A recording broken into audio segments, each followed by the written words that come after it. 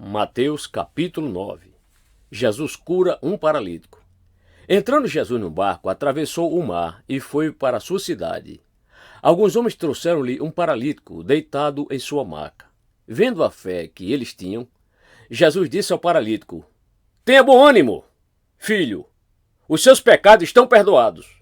Diante disso, alguns mestres da lei disseram a si mesmos: "Este homem está blasfemando." Conhecendo Jesus seus pensamentos, disse-lhes: "Por que vocês pensam maldosamente em seu coração? Que é mais fácil dizer: os seus pecados estão perdoados, ou levanta-se e ande? Mas para que vocês saibam que o Filho do Homem tem na terra autoridade para perdoar pecados," disse ao paralítico: "Levante-se, pegue a sua maca e vá para casa." Ele se levantou e foi. Vendo isso, a multidão ficou cheia de temor e glorificou a Deus que dera tal autoridade aos homens. O chamado de Mateus. Saindo Jesus viu um homem chamado Mateus, sentado na coletoria, e disse-lhe: "Siga-me." Mateus levantou-se e o seguiu. Estando Jesus em casa, foram comer com ele e seus discípulos muitos publicanos e pecadores. Vendo isso, os fariseus perguntaram aos discípulos dele: "Por que o mestre de vocês come com publicanos e pecadores?" Ouvindo isso, Jesus disse: "Não são os que têm saúde que precisam de médico, mas sim os doentes. Vão aprender o que significa isto: desejo misericórdia e não sacrifícios, pois eu não vim chamar justos, mas pecadores." Jesus é interrogado acerca do jejum. Então os discípulos de João vieram perguntar-lhe: "Por que nós e os fariseus jejuamos, mas os teus discípulos não?" Jesus respondeu: "Como podem os convidados do noivo ficar de luto enquanto o noivo está com eles? Virão dias, quando o noivo lhes será tirado, então jejuarão. Ninguém põe remendo de pano novo em roupa velha, pois o remendo forçará a roupa, tornando pior o rasgo. Nem se põe vinho novo em vasilha de couro velha. Se o fizer, a vasilha rebentará, o vinho se derramará e a vasilha se estragará. Ao contrário, põe-se vinho novo em vasilha de couro nova, e ambos se conservam." O poder de Jesus sobre a doença e a morte. Falava ele ainda quando um dos dirigentes da sinagoga chegou, ajoelhou-se diante dele e disse: "Minha filha acaba de morrer.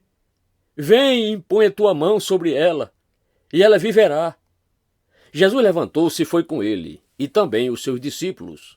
Nisso, uma mulher que havia 12 anos vinha sofrendo de hemorragia, chegou por trás dele e tocou na borda do seu manto, pois dizia a si mesma: "Se eu tão somente tocar em seu manto, ficarei curada." Voltando-se, Jesus a viu e disse: "Ânimo, filha! A sua fé a curou." E desde aquele instante, a mulher ficou curada. Quando ele chegou à casa do dirigente da sinagoga e viu os flautistas e a multidão agitada, disse: "Saiam! A menina não está morta, mas dorme." Todos começaram a rir dele. Depois que a multidão se afastou, ele entrou e tomou a menina pela mão, e ela se levantou. A notícia deste acontecimento espalhou-se por toda aquela região. A cura de 2 cegos e de um mudo. Saindo Jesus dali, 2 cegos o seguiram, clamando: "Filho de Davi, tem misericórdia de nós!" Entrando ele em casa, os cegos se aproximaram e lhes perguntou: "Vocês creem que eu sou capaz de fazer isso?" Eles responderam: "Sim, Senhor." E ele, tocando nos olhos deles, disse: "Que lhes seja feito segundo a fé que vocês têm." E a visão deles foi restaurada. Então Jesus os advertiu severamente: "Cuidem para que ninguém saiba disso." Eles, porém, saíram e espalharam a notícia por toda aquela região. Enquanto eles se retiravam, foi levado a Jesus um homem endemoniado que não podia falar. Quando o demônio foi expulso, o mudo começou a falar. A multidão ficou admirada e disse: "Nunca se viu nada parecido em Israel." Mas os fariseus diziam: "É pelo príncipe dos demônios que ele expulsa demônios." Poucos são os trabalhadores. Jesus ia passando por todas as cidades e povoados, ensinando nas sinagogas, pregando as boas novas do reino e curando todas as enfermidades e doenças. Ao ver as multidões, teve compaixão delas, porque estavam aflitas e desamparadas, como ovelhas sem pastor.